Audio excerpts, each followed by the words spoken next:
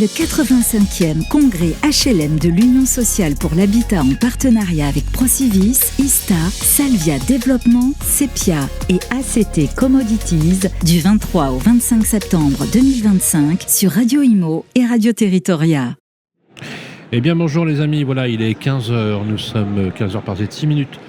Nous sommes toujours ici au congrès de l'Union sociale pour l'habitat, c'est la seconde journée et nous avons décidé de délocaliser une émission que nous produisons avec nos amis de FedExpert Europe qui sont avec nous, l'émission justement sur les rendez-vous du diagnostic. D'ailleurs on va de plus en plus en parler parce que je rappelle qu'à 15h30 on va lancer un nouveau podcast où on va faire des portraits tous les 15 jours d'un diagnostiqueur immobilier, on va parler d'énergie.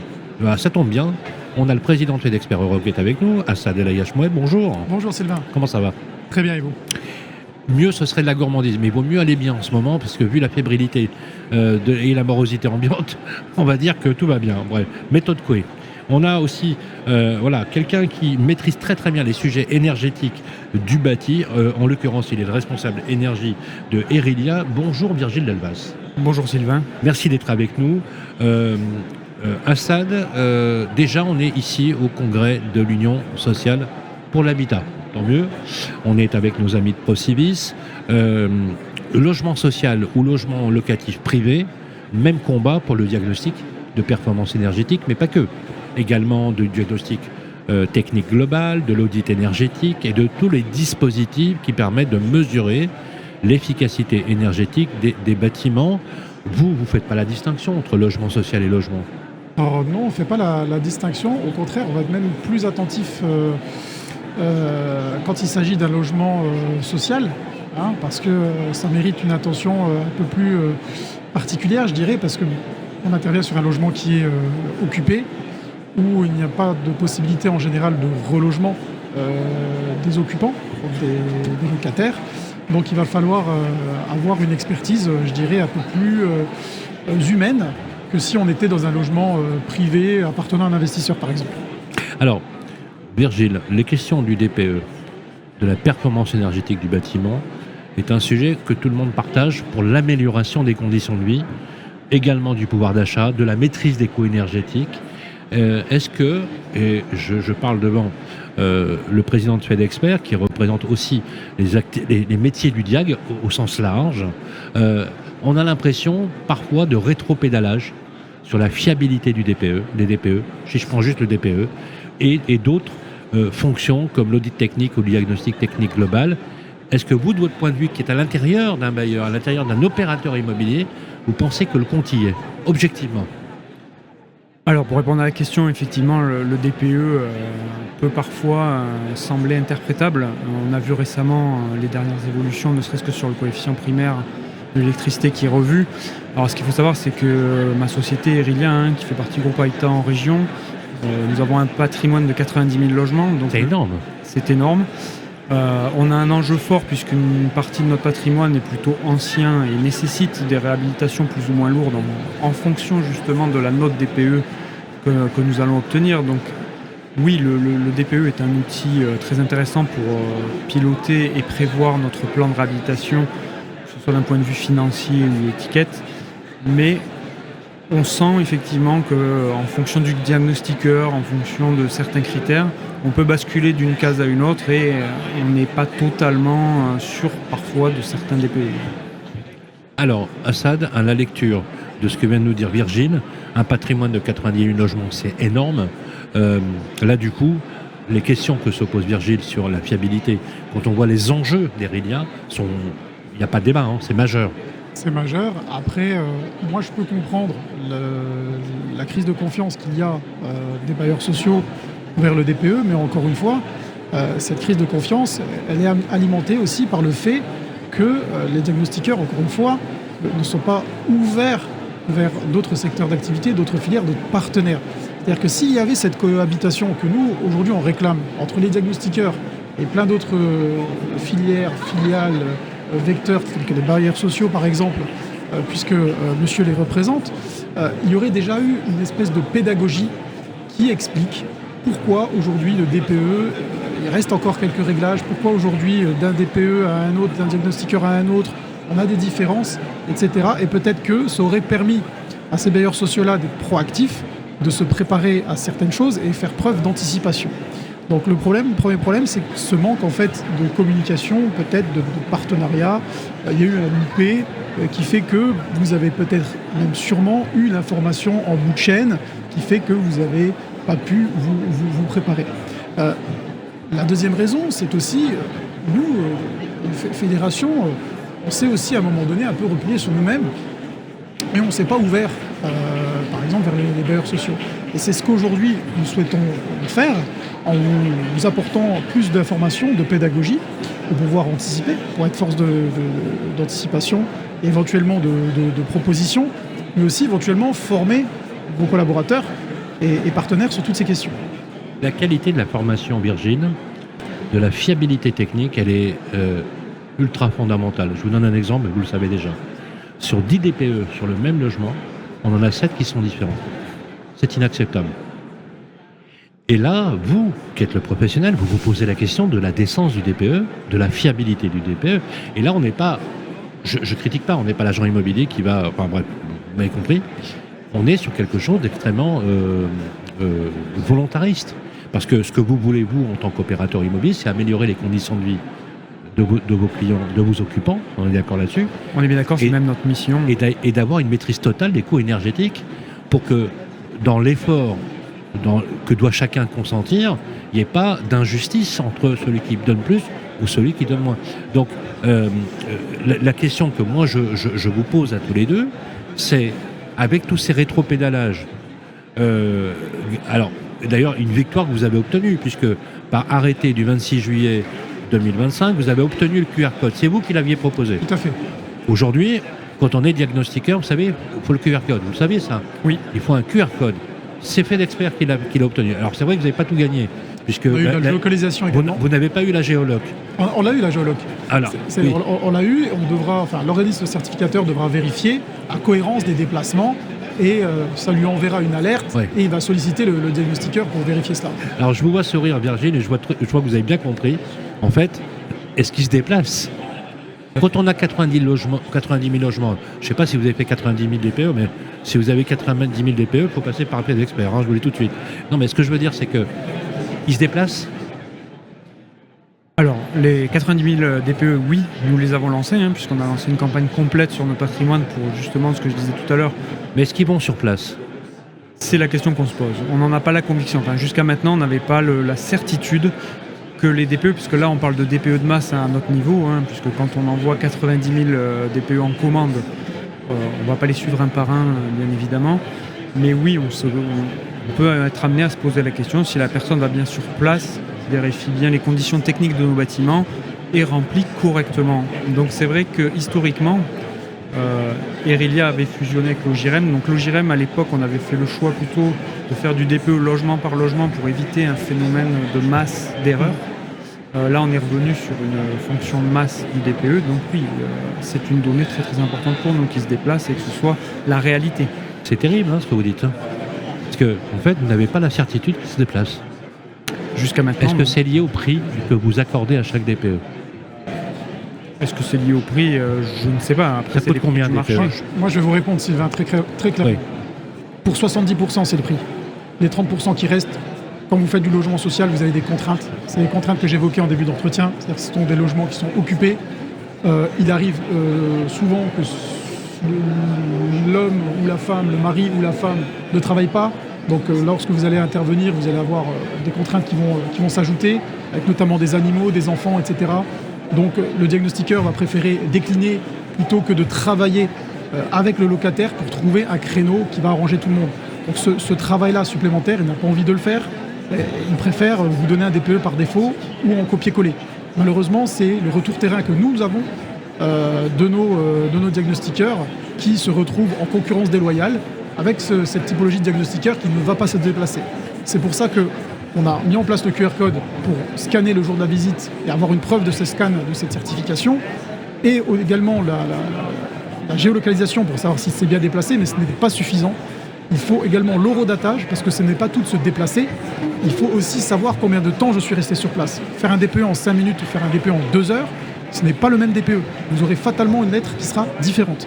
Donc c'est pour ça que nous, FedExpert, en plus des mesures qui ont été acceptées par l'État, nous allons beaucoup plus loin à travers notre label qui va garantir à, par exemple, monsieur bailleur social, une traçabilité complète de son DPE jusqu'à l'authentification de la signature du diagnostiqueur et du donneur d'ordre. Ça paraît évident, non ? Ça paraît évident et une bonne nouvelle surtout pour nous, puisque effectivement, j'insiste sur le fait que nous, le DPE, c'est une incidence financière aussi forte sur nos axes stratégiques et forcément... Alors, je ne sais pas si vous avez la possibilité de nous le dire, hein, je vous laisse libre de me répondre ou pas. Ça coûte combien, un DPE ? On peut savoir ? Ça varie, Sylvain, en fonction de la surface. Sur un logement, on va prendre un médian de 70 mètres carrés, on va être autour de 150 €. Après, lorsqu'il s'agit de marché de masse, comme un bailleur social, on va être plutôt aux alentours d'une cinquantaine d'euros. Oui, c'est ça, 70 à peu près. Pour notre cas, pour le hors taxe, pour la masse. Incroyable. Parce que je me dis, rapporter au territoire, rapporter au déplacement, pour bouger et faire 90 000 DPE, un petit peu dans toute la France. Sur combien de temps ?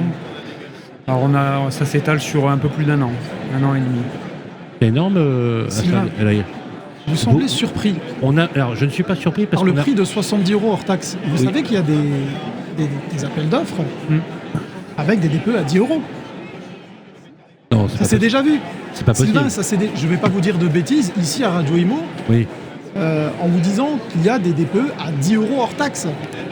Virgile, vous n'oseriez pas vous proposer un marché, une offre, un appel à projet à 10 €, vous y croiriez pas vous-même? Non, effectivement, on est quand même on est structuré en interne, on a conscience des prix du marché, d'un certain nombre de points. Quand on fait un appel d'offres, effectivement, si quelqu'un est à 10 € et que la masse se situe entre 50 et 70 €, on va écarter forcément celui à 10 € parce qu'on se doute bien qu'il y a quelque chose qui est pas sain dans l'analyse et qui ne va pas être pertinent pour nous. Juste une question. Quand on est sur un marché de masse, à 70 € de moyenne de DPE, on gagne sa vie, je veux dire, c'est rentable. Enfin, si vous le réalisez dans les règles de l'art et que vous vous déplacez... Est-ce que ça fonctionne ? Ça ne fonctionne pas, Sylvain. Ça ne fonctionne pas. Ah, d'accord. Donc vous ne prendriez pas ce contrat-là, hein. Tout à fait.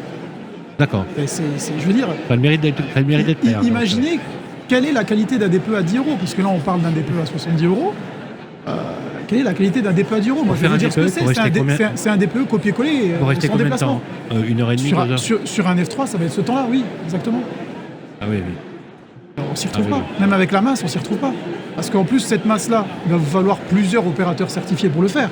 Ça ne va pas être un seul diagnostiqueur. Donc, si vous multipliez les acteurs, vous ne vous y retrouvez pas. Entre salaire, charge, certification, formation, vous ne vous y retrouvez jamais. Qu'est-ce que vous en pensez, Virgile ?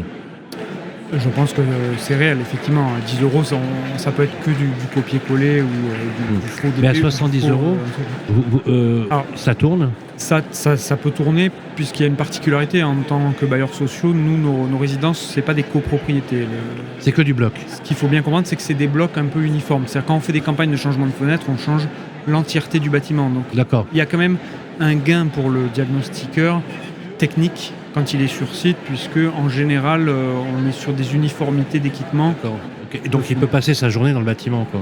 Il pourrait passer sans perdre de temps à... Oui, mais si on prend une journée normale, il va en faire 4 dans la journée, quoi. Théoriquement, c'est ça. D'ailleurs, les 1000 DPE le jour, on est parti sur 4,5 quoi, par jour, en moyenne. Vous connaissez cette loi qui est sortie, qui plafonne à 1000 DPE par diagnostiqueur? Non, je ne connaissais pas. Soit 4 par jour. On a vraiment besoin de discuter. Alors, c'est important parce que les professionnels, ils sont comme nous, les journalistes.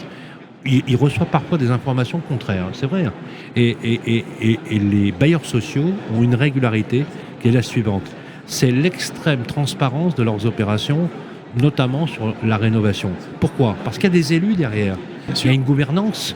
Il y a aussi parfois de la parité. Je parle d'Action Logement, par exemple, qui est un système paritaire. On n'est pas sur un bailleur privé. Et je pense que Virgile confirmera ce que je dis, qui a, on va dire, comme seul curseur la rentabilité ou le TRI de son logement. Ce n'est pas le cas des bailleurs sociaux. Les bailleurs sociaux doivent examiner leurs résultats sur du long terme. Donc ils investissent plus. D'ailleurs, statistiquement, ça peut vous paraître paradoxal, mais les bailleurs sociaux investissent plus dans le logement que les bailleurs privés. Mais bien sûr. Totalement. Et que la qualité énergétique, c'est incroyable mais vrai, avec Marianne Louis, la directrice générale de l'USH, on vient d'en parler justement avec Mathieu Nédonchel, qui est président du logement social chez Procivis, a une cote nettement mieux notée, alors que dans le public, quand on les interroge, et que vous entendez les élus, il faut rénover le parc social, etc., comme s'il était dégradé par rapport au parc privé, quoi. Là, vous avez un bon exemple d'un bailleur social qui fait preuve, lorsqu'il attribue un marché, de jugeote, et qui va se poser la bonne question. Mais il existe, malheureusement, certains marchés où on ne regarde que le prix. Or, il existe dans la réglementation, aujourd'hui, un nouveau critère qui est de dire « je ne mise plus sur le moins 10 ans ». Tout à fait. Enfin, c'est pas nouveau, hein, c'est quand même un critère qui existe depuis plusieurs années. C'est ça. Quand je dis nouveau, c'est... voilà. Avant, il y avait, vous pouvez prendre... Enfin, c'était souvent le moins 10 ans qui était choisi.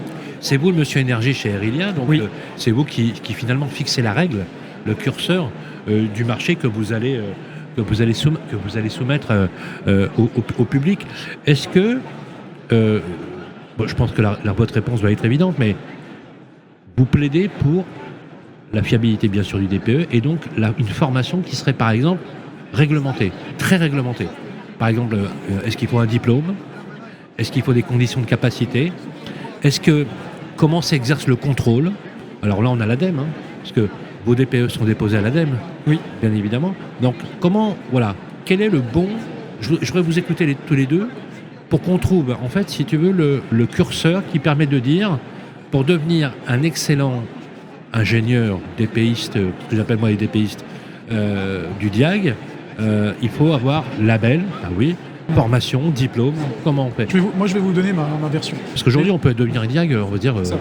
on ne va pas pouvoir fermer la porte à toute personne qui souhaite être diagnostiqueur immobilier. Toutefois, la personne qui ne dispose pas d'expérience, il va falloir qu'elle s'inscrive dans un cursus long, d'1 an à 2 ans, et un peu moins long si elle a déjà une expérience dans les techniques du bâtiment, un niveau Bac+2 dans les techniques du bâtiment. Je pense qu'en 6 mois, on peut devenir un bon diagnostiqueur si on a des bases en bâtiment. Si on n'a pas de base en bâtiment, il va falloir 1 à 2 ans pour être un bon diagnostiqueur, avec à la fin un titre professionnel ou un diplôme reconnu par l'État de diagnostiqueur immobilier.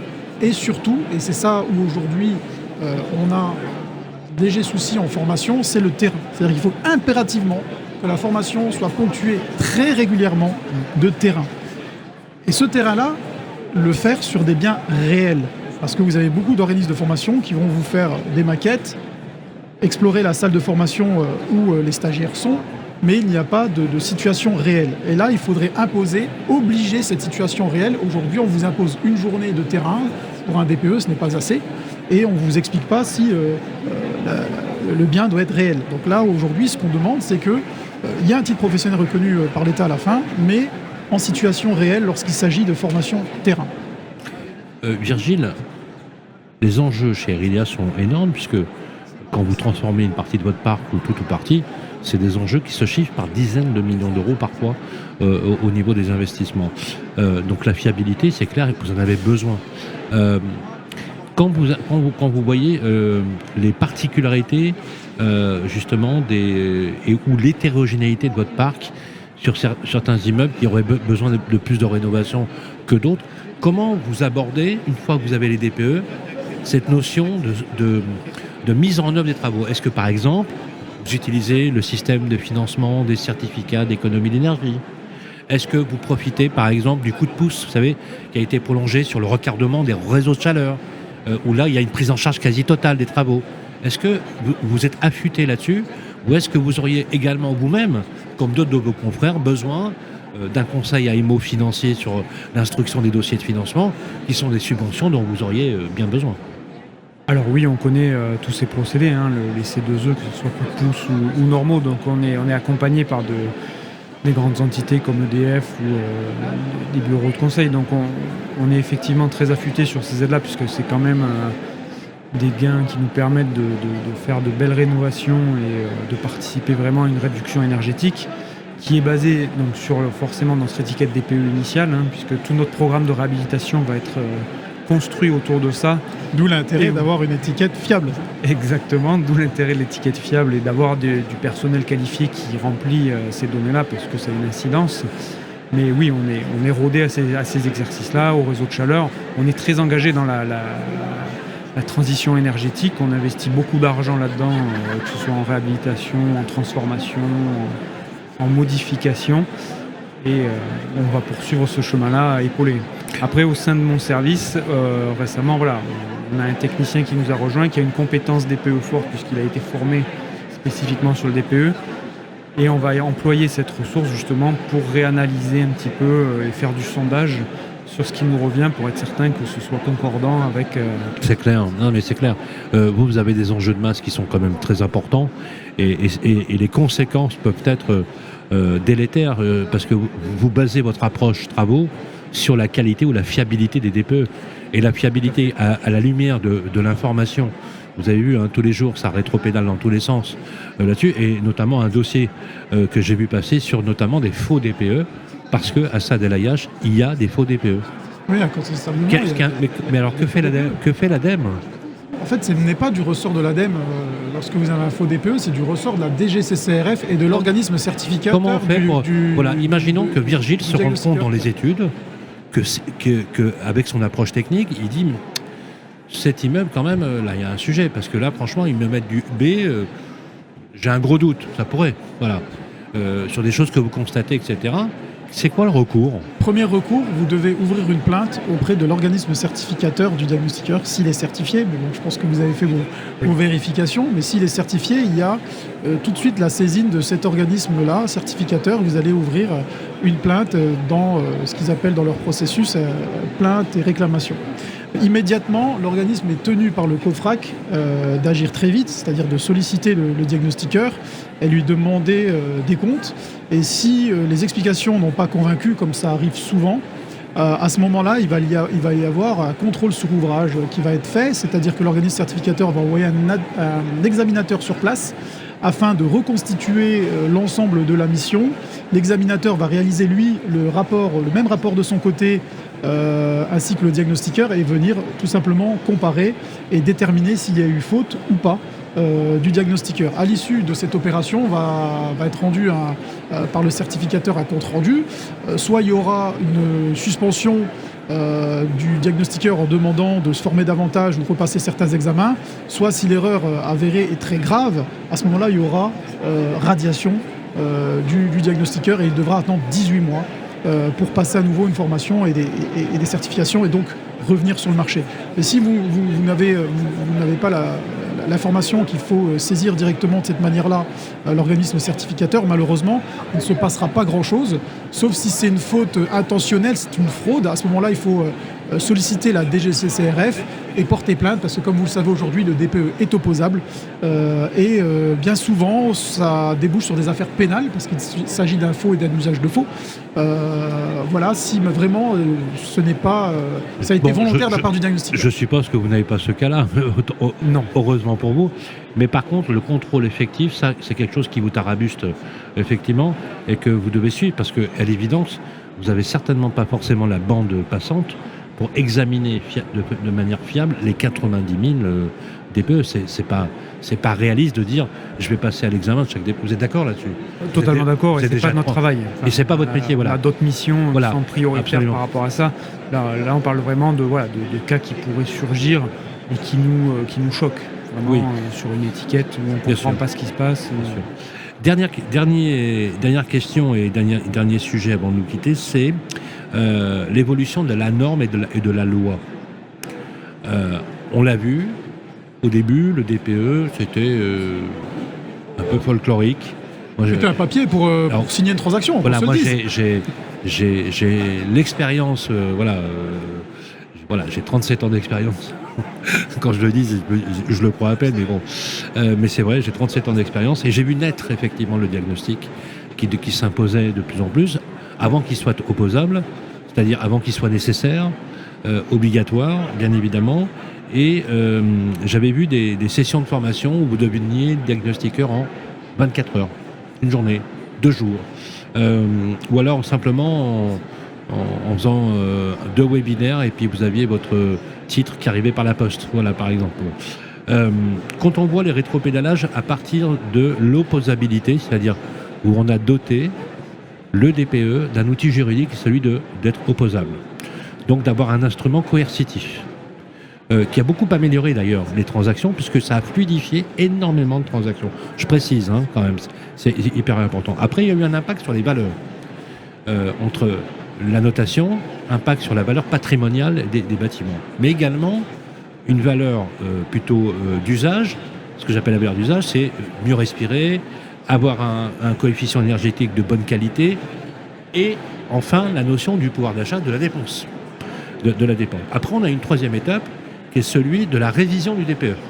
Où là, ça a été carrément une catastrophe, à tel point que la ministre du Logement, qui est là, qui est encore là, mais alors il n'y a plus ministre du Logement, Emmanuel Wargon, a reconnu sur le plateau de Radio Imo la fausseté de la réforme du DPE en s'engageant à rembourser 80 000 DPE. Vous étiez là. Et donc, ça avait lieu en juillet, ça a été revu en novembre, ensuite de la même année, avec ce qu'on appelait le nouveau DPE. D'accord. Et là, patatras, encore problématique de mode de calcul, du système informatique de l'État, puisque c'est de nature publique, et d'ailleurs le patron du service informatique de l'État, il a été limogé depuis, et après, boum, peu vraiment de nouvelles. Et on voit ensuite, selon les élus qui passent, haro sur le DPE, vive le DPE, on va réformer le DPE, on va améliorer la vie des Français. Valérie Létard, s'en étant parée, vous la connaissez bien parce qu'elle vous a consulté à plusieurs reprises, a retenu votre idée du QR code. Elle aurait dû effectivement retenir l'idée de l'eurodatage, et je pense que ça aurait été une bonne chose. Mais quand on est à la place de Virgile, franchement, il faut prendre du Valium tous les jours sur le sujet. Tout à fait. Et je veux pas lui faire peur, mais je pense qu'il a entendu parler du DPE européen. Il va y avoir une harmonisation du DPE. Alors c'est 2026. Voilà, 2026. Mi-2026, c'est la transposition en droit français. Et d'ici 2030, on aura un DPE qui devrait être homogène vis-à-vis de ses voisins. Ça va impliquer des changements encore, notamment très probablement la méthode de calcul. Donc vous n'avez pas fini d'avoir des cheveux gris, mais ce que je veux dire par là, c'est là que la clé elle est. Ça tombe bien, il a moins de cheveux. c'est là la clé, c'est qu'on doit plus se parler, on doit plus travailler main dans la main. Vous, bailleurs sociaux, comme d'autres, on a d'autres filières avec qui, comme la FFB, la CAPEB, etc., avec qui on doit se rapprocher davantage. Et avancer ensemble, parce que certaines contraintes que vous avez, on les a pas forcément, et nous, on a de la pédagogie à vous apporter pour que vous compreniez mieux, que vous soyez proactif et pour que vous puissiez anticiper certaines Question, est-ce qu'un diagnostiqueur polonais peut venir faire du diagnostic en France? Aujourd'hui, c'est possible, grâce à un texte qui est sorti cet été. Toutefois, dans l'année, il devra être auditionné sur site par un organisme certificateur. D'accord. Mais si l'organisme certificateur tarde, parce qu'il a 1 an pour le faire, s'il attend le 10e, 11e, 12e mois, il a toute cette période-là pour faire des DPE comme il a envie de les faire. Donc il peut vendre notre diagnostic. Alors je dis la Pologne, je ne veux pas... ou d'autres pays. Compris, quoi. Il peut faire le diagnostic à 5,50 €. Tout à fait. C'est une possibilité. Et ça crée de la concurrence déloyale au sein des diagnostiqueurs français qui ont ras-le-bol, parce qu'ils sont d'accord pour monter en compétence, pour payer tout ce qu'il faut payer. Mais derrière, si c'est pour être en concurrence déloyale, là, il va falloir revoir la copie. Ce qu'on a proposé, c'est de faire le contrôle sur ouvrage dès la première mission. Dès la première mission, le diagnostiqueur étranger doit subir le contrôle sur ouvrage dès la première mission. Assad, est-ce que je peux en placer une? Vous en plaisez. Merci. Bon, je l'aime beaucoup, c'est pour ça que je me permets. Ils vont arriver, c'est sûr. Certains. Ils vont se jeter dessus. Donc, question, justement, vous, ce que vous dites, c'est que pas de contrôle a posteriori, contrôle a priori. C'est ça. Dès le début. C'est ça. Mais c'est infaisable. Comment? C'est faisable, parce qu'il y a quand même 14 organismes certificateurs dans toute la France, c'est quand même assez... c'est assez conséquent. Et lorsqu'il devra se signaler comme quoi il souhaite faire un DPE, il va solliciter un de ces 14 organismes. Cet organisme-là, il n'a plus qu'à lancer le contrôle sous ouvrage dès le lancement, dès la première demande, et pas attendre 10, 11, 12 mois pour le faire. Alors si je m'appelle Virgile Delbaz, que je suis le patron de l'énergie chez Erilia, avec un volume considérable, cette information, elle est plutôt anxiogène ou pas? Moi, je pense que ça va quelque peu les déstabiliser, parce qu'on est toujours sur un problème de qualité.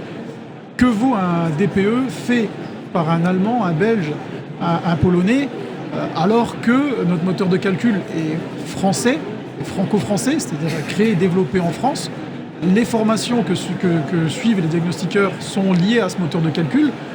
Ça m'étonnerait qu'un diagnostiqueur allemand ou polonais a le même niveau de connaissance de ce moteur de calcul-là. C'est clair. Vous l'avez déjà utilisé, le moteur de calcul? Vous savez à quoi il ressemble? Alors, je l'ai vu, je ne l'ai pas utilisé personnellement, mais D'accord. oui, j'ai vu à quoi il ressemble. Est-ce qu'il vous paraît cohérent? Sur certains points, oui. Sur d'autres, on voudrait toujours discuter. Mais, parce que là, voilà, nous, on est en pleine transition, on innove, on mène de nouveaux projets. Voilà. On aimerait Bien sûr. une intégration plus rapide, peut-être, voilà, de certaines technologies. Qui mieux qu'un Français pour connaître les modes constructifs de son fait, pays. et comment Je on veux fait, dire, c'est... et comment on fait pour... parce que la transcription de cette directive européenne, elle est prévue au premier semestre 2026. Comment on fait pour lutter contre? C'est irréversible ou pas? C'est irréversible parce que c'est se conformer au droit européen. Oui. Par contre, notre levier d'action, c'est d'exiger aux organismes certificateurs Un label. demander un label, premièrement, et deuxièmement, d'effectuer ce contrôle sur ouvrage immédiatement. Est-ce que vous feriez confiance à un label qui vous garantit une démarche? Un label qualité, on précise. En label qualité, oui. Oui, totalement, parce que les labels Ça vous en France rassurerait. sont quand même rassurants Ok. et démontrent une certaine qualité de service, que les choses sont Et- quand même cadrées. Imaginons qu'avec le label, ça vous coûte 30% plus cher. Vous acceptez quand même l'enjeu? Accepter, si on est certain qu'à l'issue, Oui. l'information est fiable, C'est l'idée. oui, pourquoi pas, mais D'accord. Donc vous ça, seriez... c'est à discuter. Il faut Oui, non, mais je veux dire, oui, non, mais ça. c'est pas vous qui mettiez le C'est- stylo sur le c'est chéquier, ça. mais non, ce que je veux dire, c'est qu'à partir du moment où vous avez, vous en tant qu'organisme, la certitude d'une fiabilité par l'intermédiaire du label, quitte à financer un peu plus, cet enjeu vaudrait la peine, car les conséquences pourraient être multiples. Totalement. Sur le principe, on est d'accord. Même sur le principe et même financièrement. Enfin, on en revient sur voilà, on investit des millions tous les ans. Vous imaginez bien que voilà, pour 30 €, on peut économiser ou on sait mieux orienter notre argent, c'est forcément C'est plus ce que bénéfique. j'allais dire pour conclure, il ne faut pas regarder ce que ça coûte, mais ce que ça rapporte, c'est Oui, ça. oui, oui. C'est la voie du bon sens, Virgile. C'est un vrai plaisir de vous avoir sur le plateau. Pour revenir régulièrement nous voir, Virgile Delbas, je rappelle que vous êtes responsable énergie chez Erilia, acteur majeur du logement social. Merci d'être venu un peu au débeauté, parce qu'on n'avait pas prévu vos interventions, mais merci d'avoir accepté l'enjeu de parler avec vous. Assad El Ayash Moueb, président de FedExpert Europe. Merci. Alors toujours aussi engagé, je vois. Ouais, Mais c'est vous pas avez raison, puisque vous avez l'oreille de Valérie Létard, puisqu'elle a suivi vos recommandations. Je ne suis pas sûr que tous vos confrères vous emboîtent le pas, parce que je pense que ça n'arrange pas forcément leurs affaires. Certains, oui. Maintenant, je dis ça, mais je dis rien, mais que je suis quand même journaliste, donc je peux le dire. Mais parce que c'est un vrai sujet. La fiabilité, voire même des manœuvres qui sont, voilà, on peut le dire, un peu folkloriques. On va dire les choses comme ça. Voilà, il est 15h38 bientôt.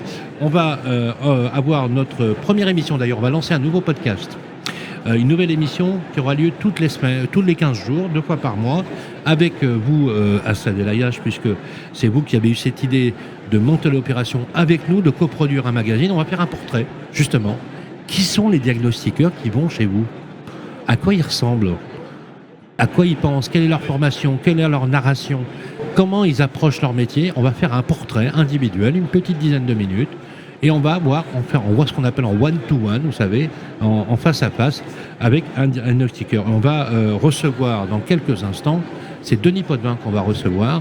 Il est diagnostiqueur immobilier. Alors, je l'aime bien, Denis Potvin, parce qu'à chaque fois que je fais un post, il me like tout le temps. Donc forcément, il est bien vu.